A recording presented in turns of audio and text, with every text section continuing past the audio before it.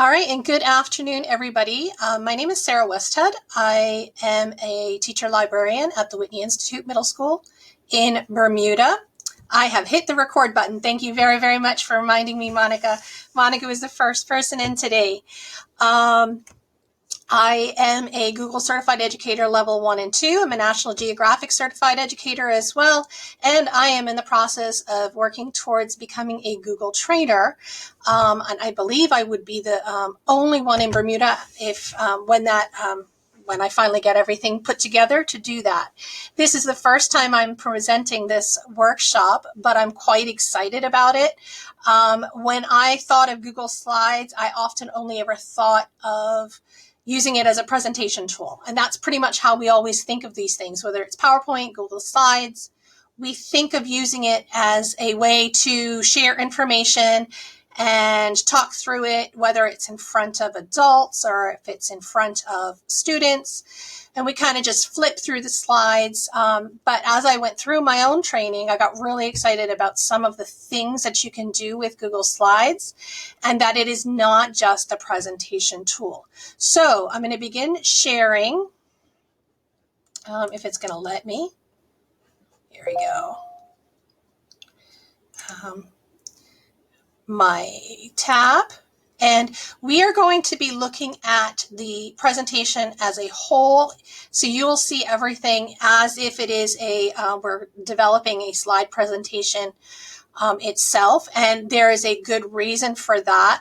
We're going to go through some different bits and pieces and how you find things and how you can do things. There's a little bit of information about me. At the end of today's session, I will send you a link to this slide presentation so that you can copy this for yourself and you'll have all the resources that you see today in front of you.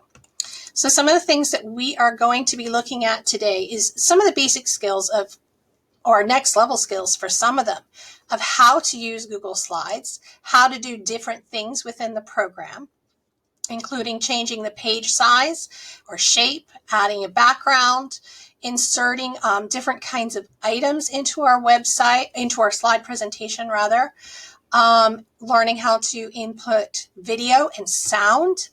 Sound is a really cool thing that you can add. Web links to other websites and slides and how to master the others, create and adjust your own master slides. And we'll get to why that's important in a little while. And once you know how to use those tools, you'll be able to create things like class manipulatives, interactive worksheets, choice boards, and choose your own adventures. I'm going to show you these in very basic formats so that hopefully you'll get a feel for how the things that Google Slides can do and be able to run with it. I find that teachers are probably some of the most creative people around, and I know that you will be able to take what you see today and run with it because there's so many cool things that you can do. All right, so the first thing we want to do is we are going to look at changing our page, our size, shape. And why you might want to do this is because, yes, you might have a regular slide presentation that you would use for regular slides, but maybe your screen is an alternate shape in your classroom, or you want to use Google Slides to create certificates or newsletters, or even books where your students are sharing their work and you're creating and collaborating and put everything together in a booklet that can then be shared as a digital document or even downloaded and printed if you so wish. So I still have people coming in, and welcome to everybody. I will be checking the chat room periodically. So do feel free to pop questions in there. Having a little harder time making sure that I see that chat room. So if you do have a question, I ask that feel free to unmic yourself and speak and just ask your question as we go along. I am going to do my darndest to keep slow because I am a fast talker and there is a lot to cover today. Okay. So as we were going back to, we're going to look at changing shapes, page shape, and page size. This is super, super easy. You simply go under File. You're going to click File, and then you're going to scroll down to, and my picture has gotten in the way here. I have a little picture of me on the screen for videoing. So you're going to scroll down to Page Setup and click on that, and this little bar will pop up. Its standard is a widescreen 16:9. You can change it to a 16:10. Change the standard to a 4:3, or you can go to custom, and this is the really, really cool part. So if you want to create a document that is 8.5 by 11 that you can print easily for your students, you can go and simply change the page setup. Google Slides has a lot more flexibility with creating visual documents for your students than, say, Google Docs, because that is primarily a typing program. Of course, there's lots of other things you can do with it, but it is primarily a typing program. So Google Slides allows you that opportunity to create really pretty visual documents for your students. So that's all you need to do to set up your page. Now, to create a background, what this does is it sets a background for that slide. You simply go along the top. You'll see along the top bar, you'll see a button called Background, and you can change the color if you wish. You can choose an image. And what's really cool is if you have an image, you can drag and drop it into the screen. If it's attached to your camera, if you have your camera attached to your computer, you can go into your Google Drive. But what is really cool is going to Google Image Search.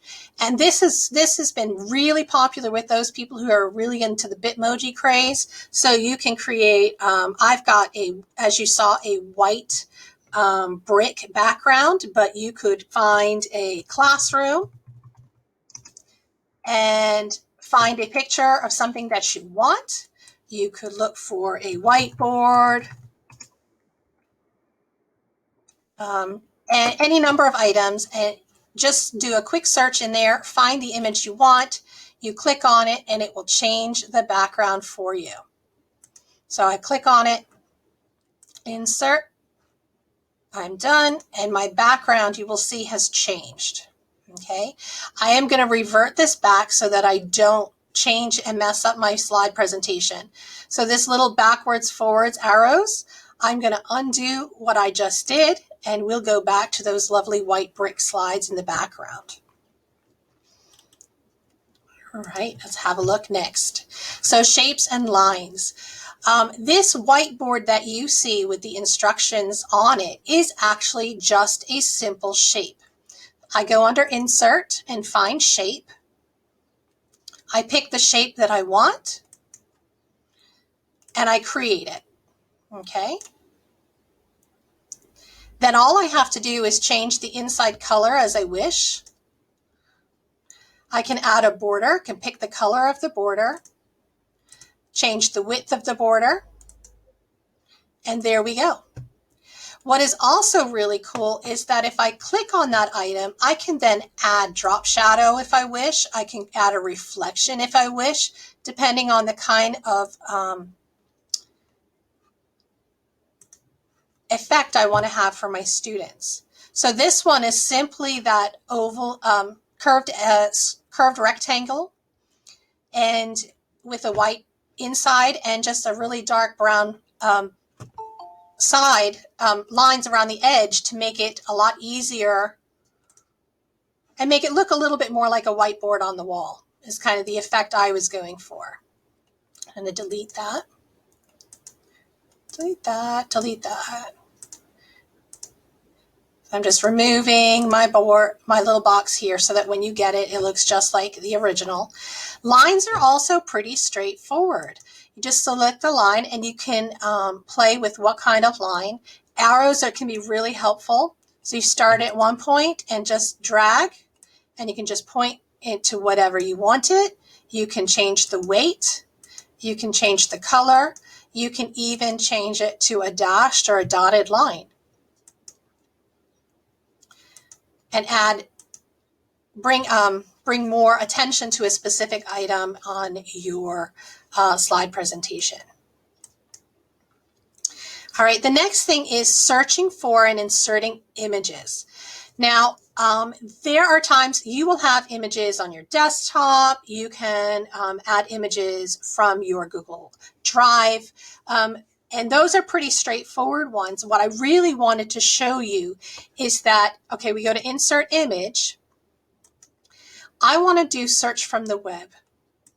And this is really, really cool because sometimes you're in the middle of something and you're creating a slide presentation for your students and you're like, oh, I forgot to find that image that I wanted, but I have to go find it and I have to go to another window. It's a pain in the butt.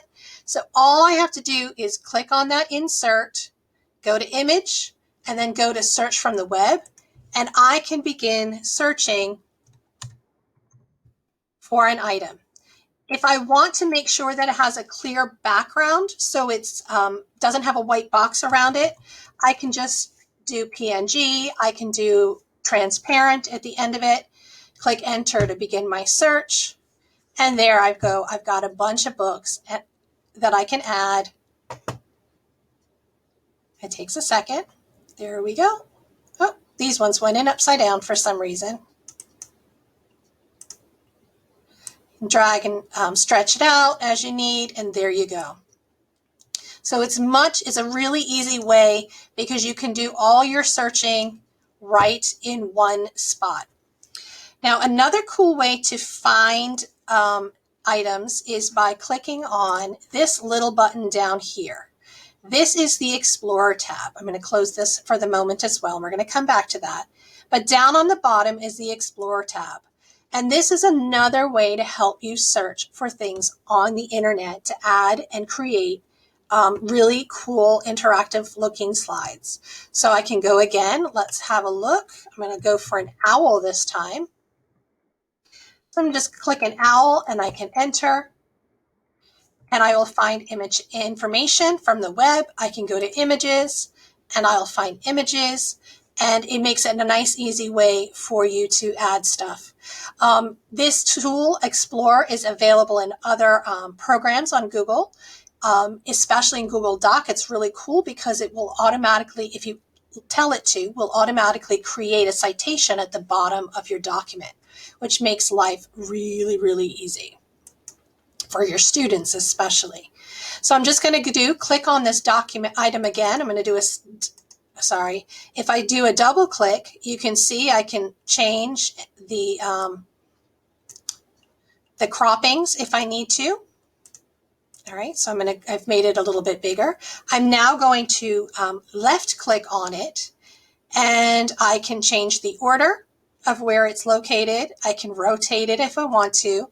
I prefer using that little bar, this little dot here, to make it easier because I can see exactly rather than trying to remember what angle it is. But if you're a math teacher, then you might want it a precise angle so you can make sure that that's correct. You can also replace the image if you need to change it. So there's lots of different things. This format options is a really cool part. Again, this is where you can add a drop shadow, reflection of that item that you've added. You can even recolor it. You can change the position as you need to.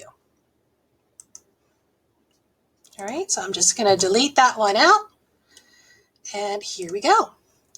Now, inserting video and sound. What I love about this, when I have worked in PowerPoint in the past, one of the problems I've always had is if I link a video to my PowerPoint. Sometimes it shows up in its full size and sometimes it doesn't.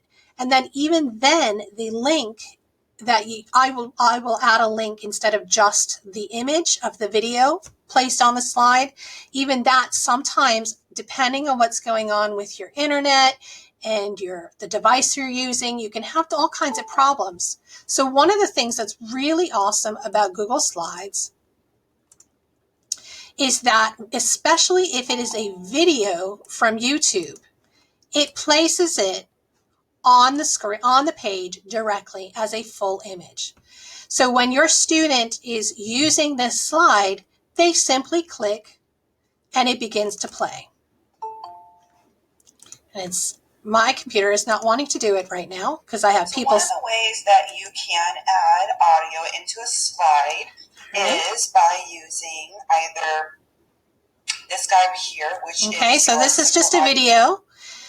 This is a video that you can use as a refresher for yourself later. But I wanted to use it as an example. So simply go Insert, Add Video. If you know the URL of the video that you're looking for, you can type it in right here. If it's on YouTube or on another place, you can upload it from your own Google Drive. Or if you're not 100% sure, you can do a quick search of a video. You can search for videos. I'm going to search for pronouns, and a bunch of videos will show up, and I can say, yes, yes, oh, no, no, no, that's the one I want. I can click on it, select it, and it will enter onto the page. As simple as that. It takes a minute or two, but then you can adjust it, change the size as you need, make it bigger, full screen, etc. You can even, what is really, really cool, in the format options, which will pop open the minute you place the video on the page, is if you want your students only watch a certain segment of that video, you can change the start and end times of the video. If you're not sure how to get there, if that bar is closed, again, it's just a simple left click, and you're going to go to Format Options, and it'll appear. Okay, so you can find that information. Now, what you can do, you can also insert audio, but the audio absolutely must be an MP3 or a WAV file, and it must be saved on your Google Drive. You cannot insert audio from another website or from your desktop. You must upload it to your Google Drive, okay? And all you need to do is go to Insert, Add Audio, and I've got a couple of things up here. So here's my welcome. I'm going to select it and import it. And in a moment, you'll see this lovely little sound bar that appears. And then it's ready. Hello, my name is Sarah Westhead, and welcome to Digital Lessons with Google Slides. Okay, so that actually little welcome is on the first page of this slide, presentation, rather. Sorry, I still have people coming in, and so welcome to everybody. I have one person who is having trouble seeing this presentation, so I'm just going to stop sharing for a moment and then go back to presenting, okay? It may be because of how he's come in, so let's just redo that, and hopefully he'll be able to see that.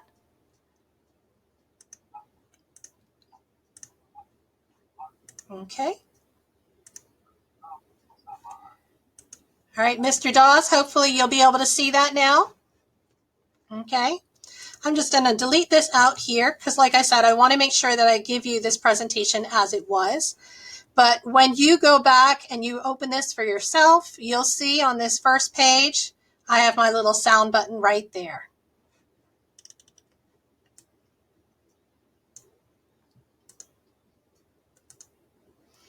All right, the next thing is we want to be able to create links to websites and other slides.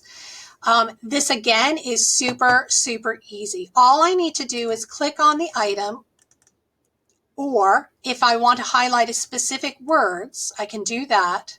I can then go to this lovely little chain button, which is to insert a link, and then I can add a link to wherever I want. If I have a website, I can add in that website, or I can go down to see this button that says slides in this presentation. If I drop that down, I can then pick exactly which slide I want it to link to. And we'll get to that in a little bit as to why this is a really cool tool. So again, this can be done either by clicking on a button, on a picture. Sorry, let's get the picture. So many things open, my computer is not happy. So I can create a link also by hitting the left button. And where am I seeing it? I'm not seeing it at the moment. Just simply click on it, hit the link button, and insert the link. So it can be done with words, it can be done with an image, and make it nice and easy. All right.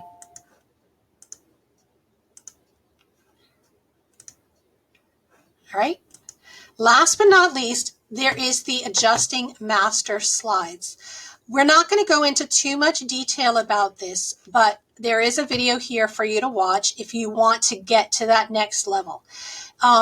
Playing with master slides can be a bit challenging, but it can be also very useful if you're creating a document that you're sharing with students that you especially don't want them to change that background.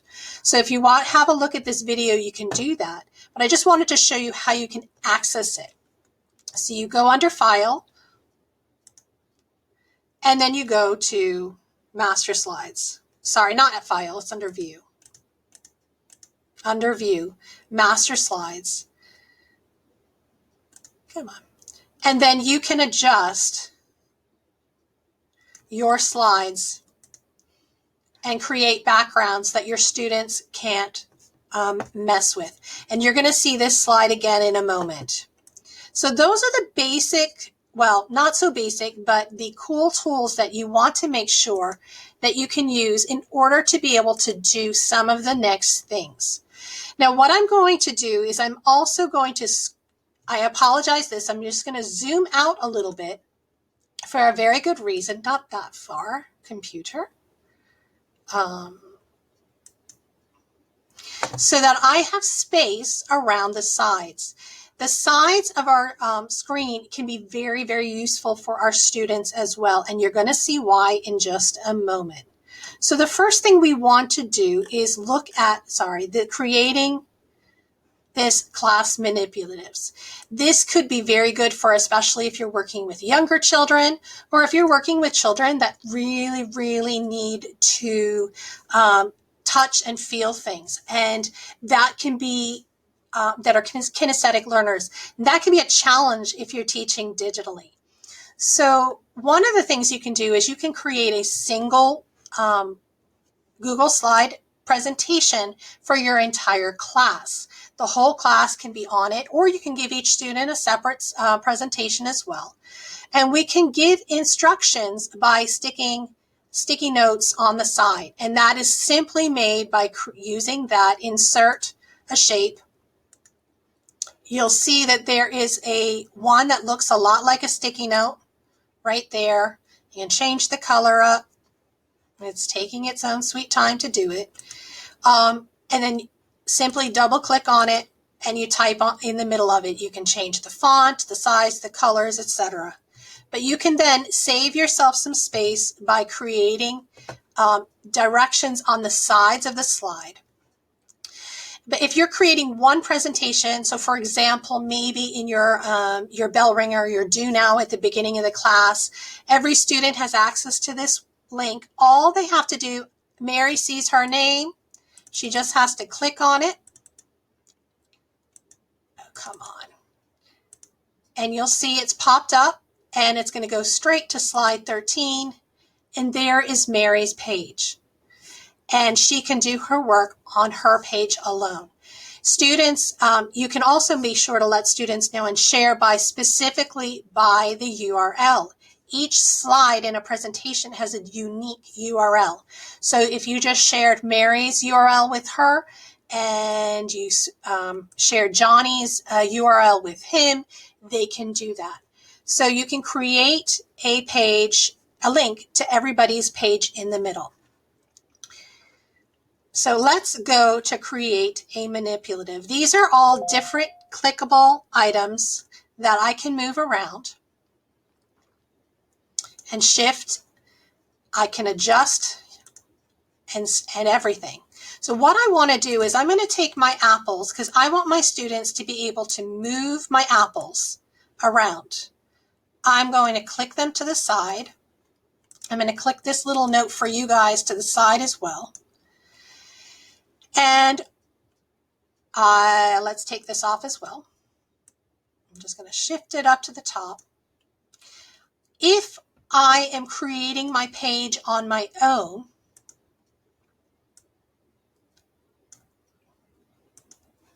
I can make sure everything is exactly where I want it. Okay, I've got my tree where I want it. I've got my basket where I want it.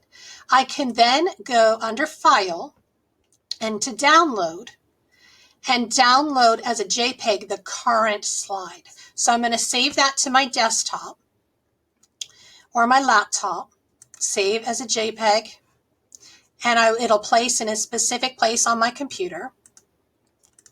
And I have a file here, so I'm saving it there.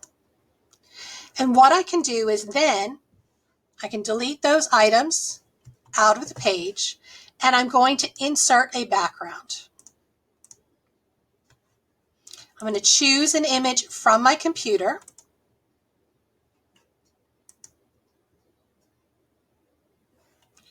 And there, oops.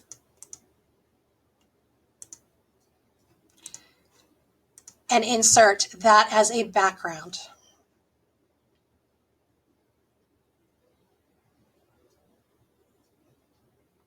So I'm done.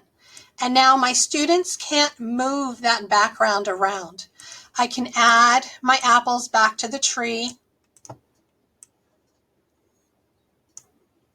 Okay, and then my students can do their math assignment as I've given it to them.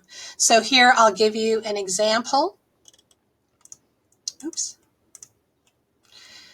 We have our, this is a box the student can write their answer in right here. I've got 5 minus 2, so I'm going to take away 2 apples, put them in the basket. How many apples do I have left in the tree? I have 3, and my student can type in their answer right there. And it makes for a great way for students to be able to manipulate and do math or any number of other things in a hands-on way in spite of being on a computer. So that is a really, really cool tool that can be used in a number of different ways. I am just going to do a couple of quick undos.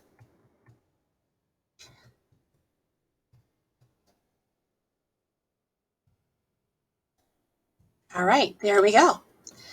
So the next way is looking at you creating a worksheet. Now, on a student worksheet, they might have a list of words on one side and another list of words on the other side, or images on the next on one side and words, so that they're matching. So this is a next step with that worksheet and also creating that manipulative. I've simply created a table in my slide. And I give my instructions right here, drag and drop the animals to their habitats. So my student simply has to click on the animal and drop it in the box, place it in the box. And it's as simple as that. If I want to extend my students' learning, I can, rather than using static images, I can use GIFs to create a more realistic environment, and so that my students can see it, see that environment more realistically. I can also include links for extended learning.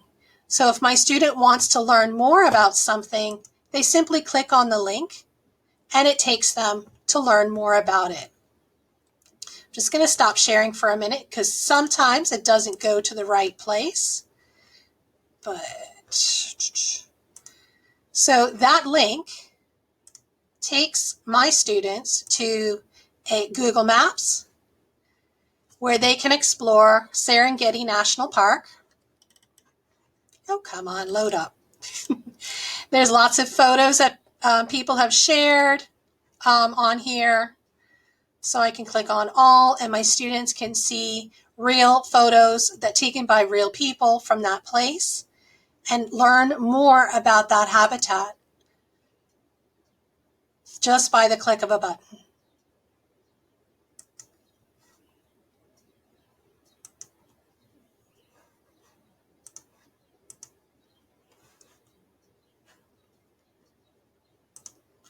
All right.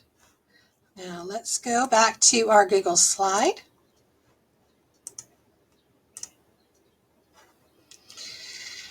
Worksheets can also be used for written work. You can put any extra information or tidbits for students to help, directions. Here we have a link to a video. If a student can't remember what an adjective is, I've linked a video on YouTube that tells you all about adjectives. Student can simply click in here and write their poem.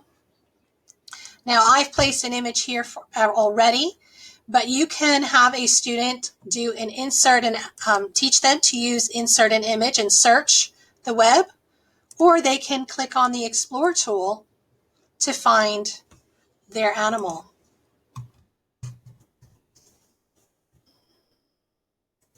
On images, they find an image and insert it. As simple as that.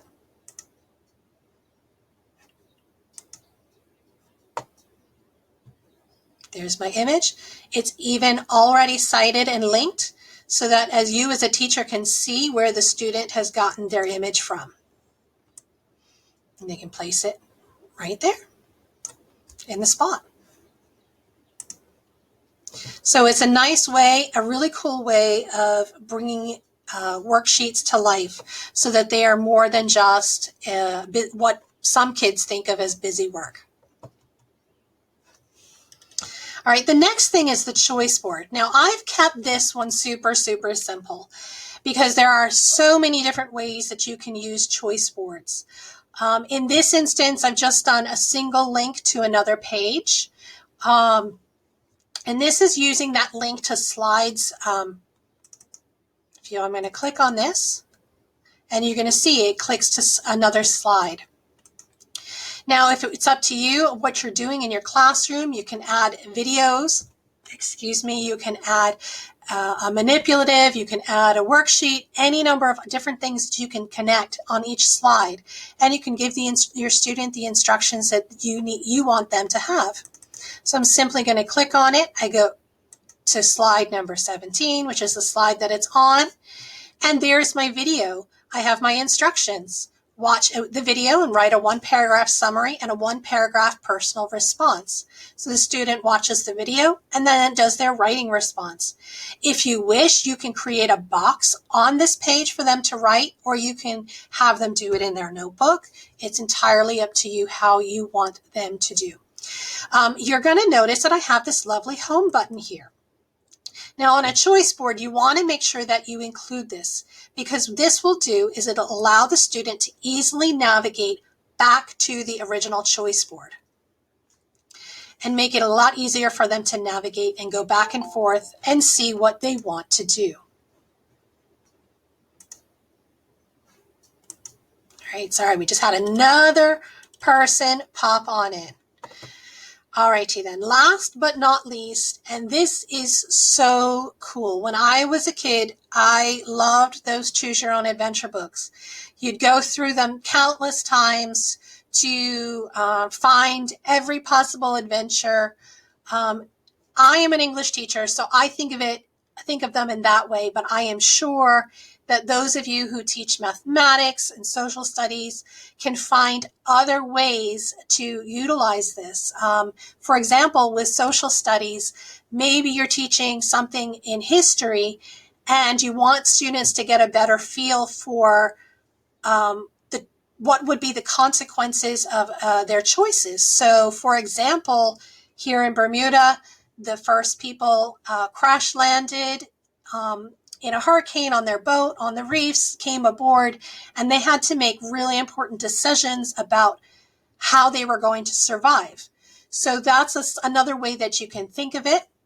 So you have your starter page, and they just click to the next page, and they begin.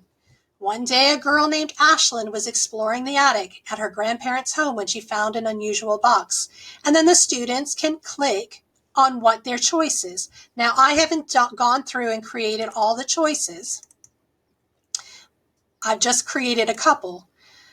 And so I'm going to take it to the next one. Inside, she found a rusty old key. Wow, I wonder what this opens, she thought.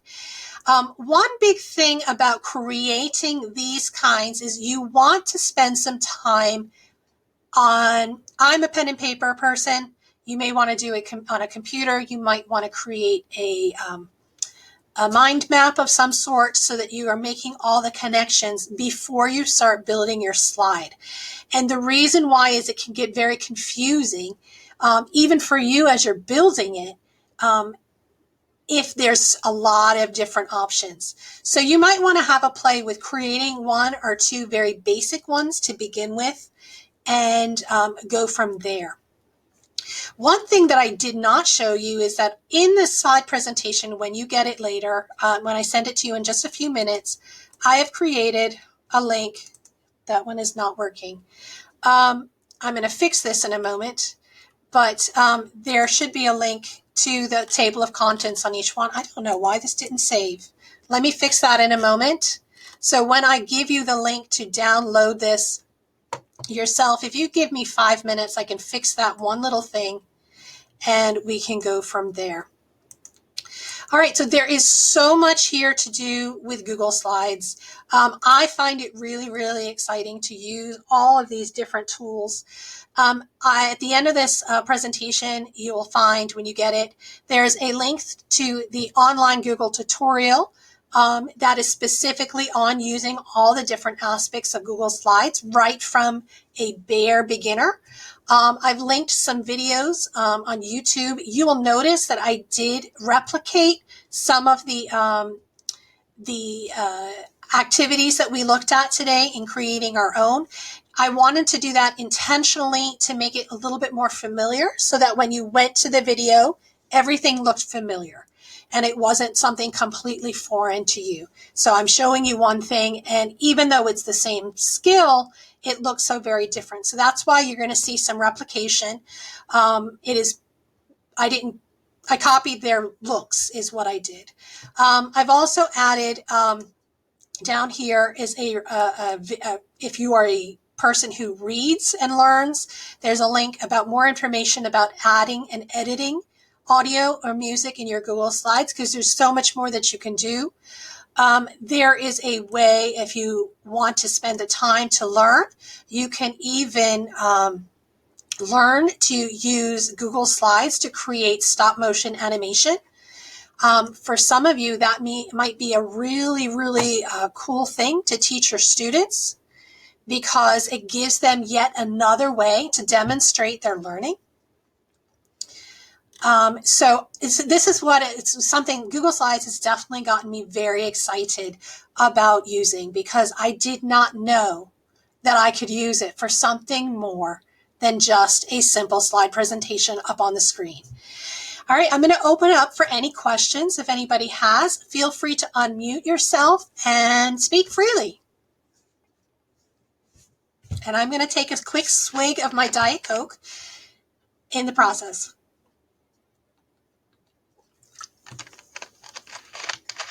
All right, any questions?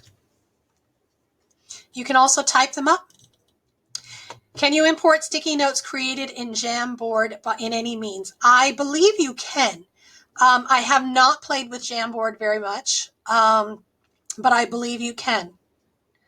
And if you give me, drop me an email and I can double check that for you and pass you the information. Okay, just send me a separate email and I can remember to do it after the fact. It is, Monica, it is totally overwhelming. It is really hard. I showed you so much today, and I spent weeks learning all of that and playing with it. So all I could do is show it to you, and hopefully you get to start playing with these software and this program, and hopefully you'll be able to start creating some really awesome things. All right, I'm just going to jot that down real quick so that I don't forget.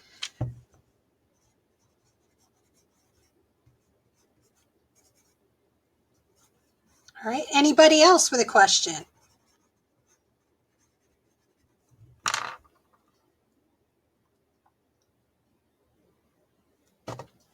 No other questions. Well, I do have, as I said at the beginning, if you would please go to the post webinar survey. I greatly appreciate it. When you complete it, you will be sent automatically a certificate for professional development. It states the program, it states the title, says that it's 1 hour of PD, and you should be able to use that for your own professional development. So I've just placed that in. It's a Google Forms program. It's on Google Forms. All right, I'm going to share another link. This is a slide presentation. I do ask that before you go in and copy it, maybe just copy the Google Doc, the slides presentation. Just copy that for the moment. Give me a couple of minutes and I can fix this one little thing that didn't work. I have to take the next couple of weeks off, Monica, because my son has his final exams. He's a freshman in high school. So I need to get him through the next 2 weeks, last week of studying and the week of exams. But feel free to drop me a line and I can definitely do some one-on-one with you if you need some help. Okay? All right, I'm going to post the survey again just in case. That is the survey in the chat room again. And the slide presentation. So like I said, if you can just copy that for the moment, the docs.google.com, it will ask you to make a copy for yourself. So you can just make that copy and save it to your own Google Drive. If you're having trouble, just feel free to email me. Likewise, if your certificate comes out funny, your name is too long and there's not enough space or whatever, again, just drop me an email and I can tweak it for you and make sure your name fits on that page. I know some people have really long names. My last name is pretty long on its own. And some of you, if you have a double barrel last name, it makes it even harder. So just just let me know if you're having any trouble. And thank you again for attending. And I hope that this has been beneficial to you.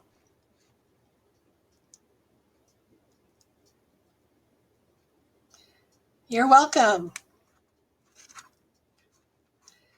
I think especially those of you who work in learning support are particularly going to be really excited about some of this, especially as if you're continuing with online learning, online teaching, remote teaching. I refuse to call it homeschooling because it's not homeschooling. I did homeschool. It's a totally different ball game.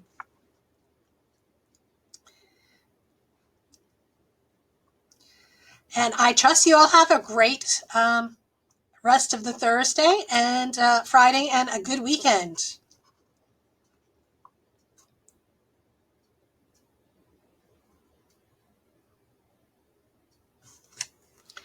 All right. Helen, I have recorded it and I'm actually going to stop recording right now.